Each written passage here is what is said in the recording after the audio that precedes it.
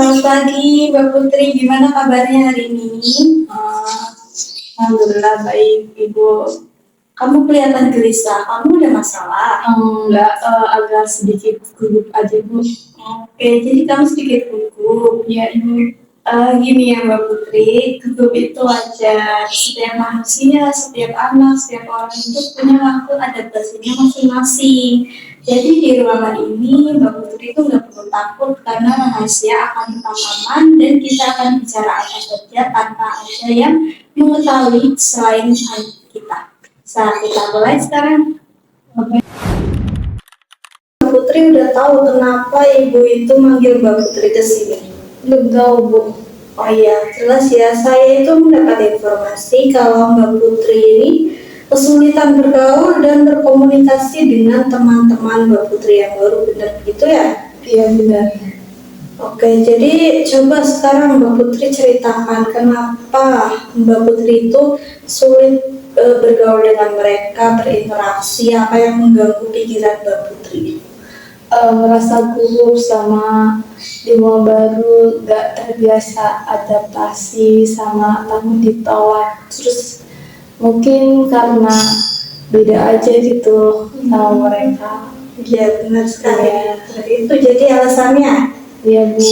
Jadi seperti ini ya Mbak Putri, dalam bergaul itu setiap orang itu punya yang namanya waktu adaptasinya masing-masing. Ada yang adaptasinya cepat dan juga ada adaptasinya yang lambat. Kasus seperti Mbak Putri ini takut ditolak, takut ditertawakan mungkin. Tapi coba sekarang Mbak Putri pikirkan, pasti setidaknya kan ada satu atau dua orang mungkin yang pernah menotis Mbak Putri, mengajak perkenalan, mungkin gestur ringan seperti tersenyum atau menyapa. Ada Bu, tapi cuma satu. Oh, siapa itu? Laila. Laila, siapa sosok Laila ini? Iya, dia kadang ramah, suka senyum, nyapa. Cuman ya kadang aku ya orang aku pendiam ya Bu ya. Jadi aku kadang nggak balik gitu. Oh, mungkin cara Mbak Putri ini gugup, jadi nggak tahu bagaimana caranya merespon ya Mbak. Iya.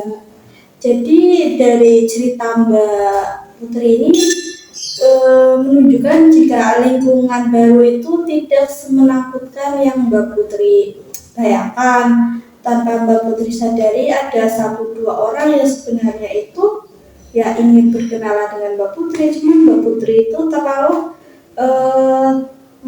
terlalu terjebak di dalam ketakutannya Mbak Putri tersendiri. Begitu. Coba sekarang Mbak Putri pikirkan satu atau dua cara yang mungkin bisa membuat Mbak Putri itu lebih dekat dengan Mbak Laila.